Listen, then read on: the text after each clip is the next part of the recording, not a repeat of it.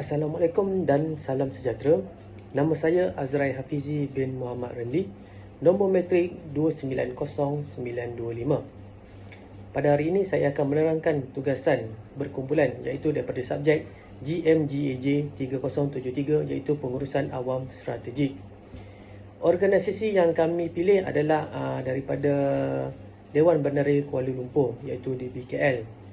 Berikut adalah seberingkas yang saya boleh terangkan melalui tugasan kami ini berkenaan dengan pihak latar belakang organisasi di dalam Dewan Bandaraya Kuala Lumpur. Okey, secara amnya ianya telah ditubuhkan secara rasmi pada tahun 1972 iaitu pada 1 Februari bertepatan dengan pengisytiharan Kuala Lumpur sebagai sebuah bandaraya pertama selepas kemerdekaan. Sebelum itu, pentadbiran bandar dijalankan oleh Majlis Perbandaran Kuala Lumpur dan Suruhanjaya Ibu Kota Persekutuan. Perubahan DBKL ini juga telah menandakan transformasi yang amat besar ke arah sebuah entiti korporat tunggal yang bertanggungjawab sepenuhnya terhadap pembangunan dan pengurusan ibu kota negara. Jawatan Datuk Bandar juga telah diwujudkan bagi menggantikan Pesuruhjaya Tinggi Ibu Kota dengan pelantikan dilakukan oleh Jemaah Menteri Wilayah Persekutuan sejak tahun 1972. Sebanyak 16 individu telah memegang jawatan ini. Ianya juga telah mencerminkan kesinambungan serta perubahan kepimpinan di dalam sejarah DBKL. Visi DBKL juga adalah sebuah bandar raya sejahtera untuk semua menjelang tahun 2030. Manakala misinya adalah menekankan pembangunan fizikal, sosioekonomi, kawalan perancangan dan perkhidmatan perbandaran berteraskan tadbir urus yang cemerlang. Nilai bersama yang dipegang ialah integriti, accountability, inovasi, kerjasama dan kecekapan yang menjadi asas pada setiap aspek pentadbiran dan penyampaian perkhidmatan. Sebagai sebuah pihak berkuasa tempatan, pihak DBKL telah memainkan peranan yang sangat penting yang secara menyeluruh di dalam perancangan, pembangunan dan pengurusan bandar. Fungsinya adalah merangkumi kawalan pembangunan, pengurusan sisa pepejal, kesihatan awam, infrastruktur jalan dan pengangkutan, perumahan awam, sistem saliran, hal ehwal penjaja, lesen perniagaan, kemudahan awam, aktiviti sukan dan kebudayaan serta perkhidmatan sosial. Kesemua fungsi ini ialah bagi memastikan kesejahteraan masyarakat bandar dan kelestarian Kuala Lumpur sebagai pusat ekonomi dan sosial di negara Malaysia. Dari segi dasar pula, pihak DBKL telah beroperasi dengan berasaskan dokumen strategi yang dipanggil Pelan Strategi DBKL 2021 hingga 2030. Kebanyakan pelan-pelan ini adalah ianya saling melengkapi bagi memastikan pembangunan bandar dilaksanakan secara sistematik, inklusif dan berdaya mempan. Secara keseluruhannya, latar belakang DBKL juga telah menggambarkan sebuah organisasi yang bukan sahaja berfungsi sebagai sebuah pentadbir bandaraya tetapi juga sebagai pemacu utama di dalam pembangunan, kesejahteraan dan kelestarian Kuala Lumpur menuju aspirasi global menjelang tahun 2030. 3.0 ialah isu strategik jangka panjang DBKL. Isu yang pertama adalah keseimbangan pembangunan ekonomi dan sosial. Kuala Lumpur sebagai pusat ekonomi negara perlu mengekalkan pertumbuhan yang inklusif. Cabaran utama adalah untuk memastikan penyediaan perumahan mampu milik, mengurangkan jurang pendapatan serta mengurus sektor ekonomi informal agar semua lapisan masyarakat mendapat manfaat. Isu yang kedua adalah kesesakan lalu lintas dan pengangkutan awam. Kesesakan lalu lintas di mana kekurangan parking dan penggunaan pengangkutan awam yang rendah boleh menjejaskan mobiliti bandar. Walaupun pelbagai plan telah dilaksanakan, penambahbaikan masih diperlukan untuk memastikan sistem pengangkutan lebih cekap dan mesra alam.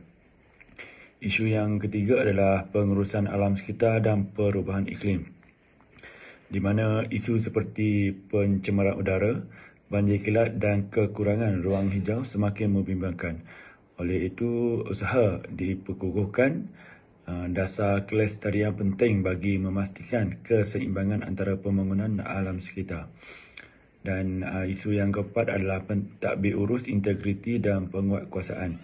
Cabaran dalam aspek integriti, ketulusan dan penguatkuasaan perlu ditangani bagi meningkatkan kepercayaan rakyat.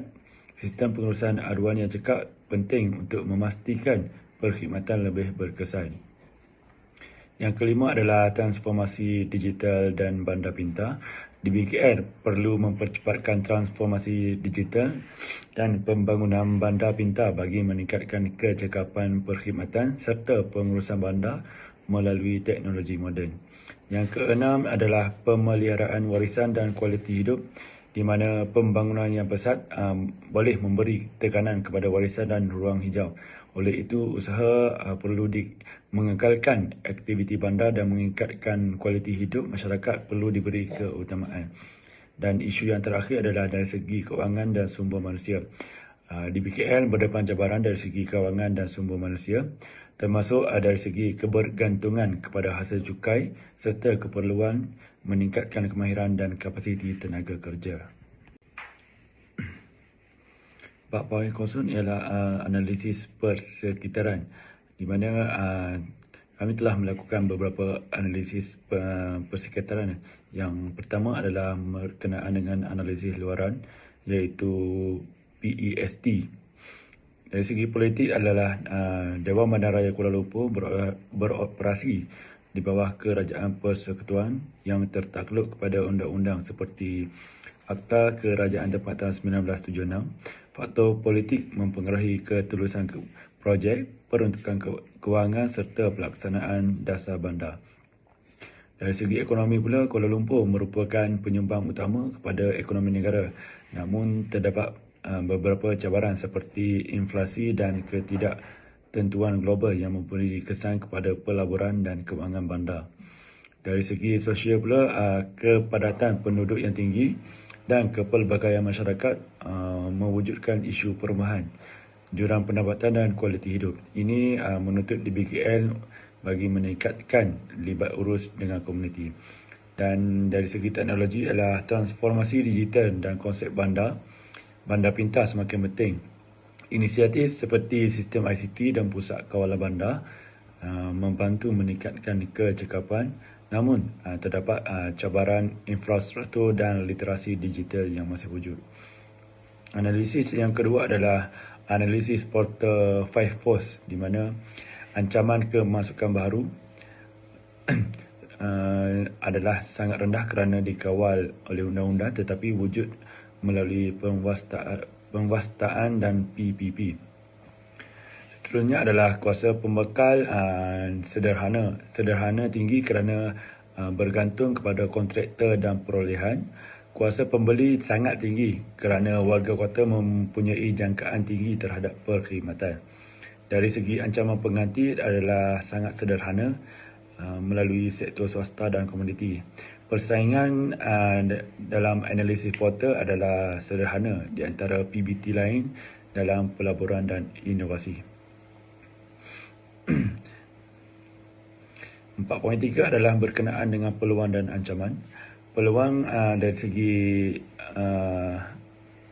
analisis persekitaran adalah dapat meningkatkan pelaburan dan pembangunan bandar pintar, memberi kerjasama antarabangsa dan jaringan bandar, permintaan tinggi terhadap perumahan dan perkhidmatan berkualiti, serta peluang penswastaan dan sokongan kerajaan. Dari segi ancaman pula adalah ketidaktentuan ekonomi, di mana ekonomi sekarang tidak menentu. Yang kedua adalah persaingan bandar lain. Yang keempat adalah risiko bencana alam dan perubahan iklim seperti yang berlaku di beberapa negeri, iaitu banjir. Dan yang terakhir adalah isu integriti dan tekanan sosial.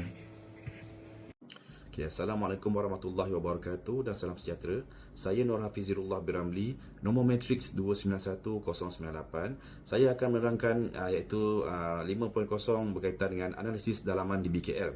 Okey, bahagian ini memfokuskan kepada kekuatan dan keupayaan sedia ada di dalam organisasi di BKL untuk menjalankan fungsinya secara sistematik. Okey, seterusnya yang pertama adalah pengurusan dan kepimpinan. Di BKL diterajui oleh Datuk Bandar dengan sokongan ahli lembaga, penasihat dan pelbagai jabatan teknikal. Struktur organisasi yang jelas membolehkan fungsi perancangan dan penyampaian perkhidmatan berjalan secara tersusun. Yang keduanya adalah sumber manusia. Mempunyai tenaga kerja yang besar daripada golongan profesional sehinggalah kaki tangan sokongan.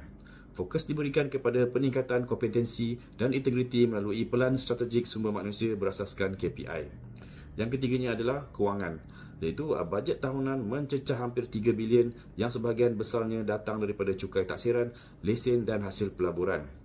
Yang keempat pula adalah operasi dan perkhidmatan, meliputi pengurusan trafik, infrastruktur dan sisa pepejal. Penggunaan teknologi seperti sistem adu LIS KL membantu mempercepatkan atau tindak balas aduan warga kota. Yang kelimanya adalah komunikasi dan komuniti. Aktif mempromosikan Kuala Lumpur melalui media sosial dan program libat urus untuk meningkatkan pelibatan komuniti. Yang keenam pula adalah kompetensi teras. Kelebihan utama di BKL adalah lokasinya yang strategik sebagai ibu negara, infrastruktur yang maju serta komitmen terhadap inovasi bandar pintar.